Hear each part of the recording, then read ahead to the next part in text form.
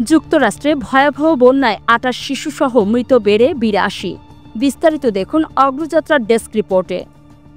যুক্তরাষ্ট্রের টেক্সাসে ভয়াবহ বন্যায় মৃতের সংখ্যা বেড়ে দাঁড়িয়েছে ৮২ জনে, যেখানে শুধু কের কাউন্টিতেই মারা গেছেন ৬৮ জন, যাদের মধ্যে রয়েছে ২৮ শিশু।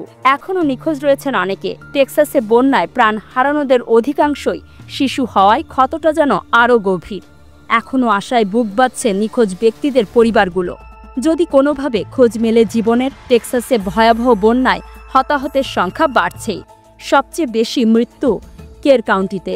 উদ্ধার হওয়া বেশ কয়েকটি মরদেহের পরিচয় এখনও শনাক্ত করা সম্ভব হয়নি বলে জানায় কের কাউন্টি পুলিশ। স্থানীয় প্রশাসন ও উদ্ধারকারী বাহিনী জানায় এখনও চলছে উদ্ধার কার্যক্রম।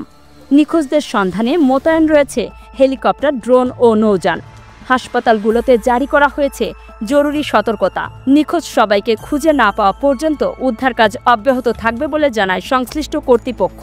ভয়াবহ এ দুর্যোগের ক্ষয়ক্ষতির চিত্র সরেজমিনে দেখতে টেক্সাস সফরে যাওয়ার ঘোষণা দিয়েছেন মার্কিন প্রেসিডেন্ট ডোনাল্ড ট্রাম্প। জানান, গভর্নর গ্রেগ অ্যাবট ও অন্যান্য টেক্সাস কর্মকর্তাদের সঙ্গে সমন্বয় করে কাজ করছে প্রশাসন।